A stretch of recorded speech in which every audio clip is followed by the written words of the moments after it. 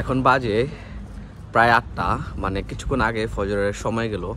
আমি বের হয়ে পড়ছি কারণ আমার সামনে 2 দিন ছুটি আছে। এই ছুটিটা আমি শহরে কাটাতে চাই না, যেটা বাংলাদেশেও করতাম। তো এখন আমি যাচ্ছি পাহাড়ে। তো লেটস সি দিনগুলো কেমন যায়। আগামী 2 দিন বন্ধ পাইলেই বের হয়ে পড়তে হবে। আপনিও অবশ্যই বের হয়ে পড়বেন।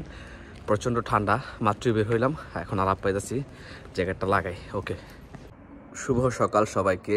আমি এখন আছি আমার অ্যাপার্টমেন্টে, এটা পাহাড়ের মধ্যে। আমি কিছুদিন ছিলাম স্টাসবুকে এবং আমার বন্ধটা আমি কোনোভাবেই সেখানে কাটাতে চাই নাই, সেই জন্য আমার এই পাহাড়ের জায়গাটায় চলে আসা। আমি এখন এখানেই আছি।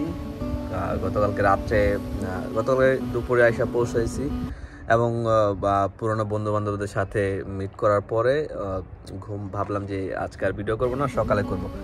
তো এখন বাজে সকাল 10টা, আর খুব সুন্দর একটা দিন উইদাউট সান। আর ভাবলাম যে আপনাদেরও দেখাই যে আমি কেমন প্লেসটাতে থাকি। তো 2 দিনের ভিডিও একটাতে যাচ্ছে। তো লেটস সি আজকে কি করি এই জায়গায়। বিশেষ কিছু করার নাই, শুধুমাত্র কয়েকজন লোকের সাথে দেখা করব এবং সামনে যে পাহাড়টা আছে এই পাহাড়টা একটু চড়ার চেষ্টা করব। তারপরে আবার ব্যাক টু দ্য প্যাভিলিয়ন, আমি আবার স্ট্রাসবুর্গে চলে যাব। সেখানে যেয়ে আমার যে কাজ সেটা আবার জয়েন করার চেষ্টা করব। কাজের ফাঁকে ফাঁকে ভিডিও করি। সো যদি সাপোর্ট করতে চান তাহলে সাবস্ক্রাইব করতে পারেন। And that's all. আমি যে বিল্ডিংটাতে আছি এটা একটা পাহাড়ের উপরে বিল্ডিং। এই যে পাহাড়টা ঢালু হয়ে নেমে গেছে, আর মূলত শহরটা হইলো এটা, মানে এটাই মানে মূল শহর। আর ওই যে পাশে দূরে দেখা যায় পাহাড়, ওটাও কিন্তু পাহাড়, এবং ঘুরে আসলে দেখা যাবে যে এই দিকটাতেও পাহাড় আছে। তো এই ভিলটা হইলো আপনার হইলো কি বলে উপত্যকা বলতে পারেন, যে পাহাড়ের মাঝখানে সমান কিছু জায়গা। এটাই মনে করেন যে উপত্যকার একদম উত্তম একটা উদাহরণ। তো পিছনেও পাহাড় আছে, এই দিকটাতেও পাহাড়, মানে চারদিকে পাহাড়, মাঝখানে এই ছোট একটা শহর।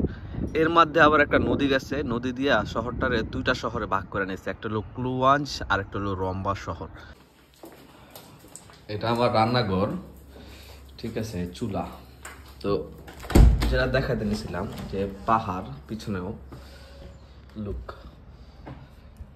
এটাও পাহাড়, ওটাও পাহাড়, ওদিকেও পাহাড়, এদিক দিয়েও কিছু ঘর বাড়ি আছে।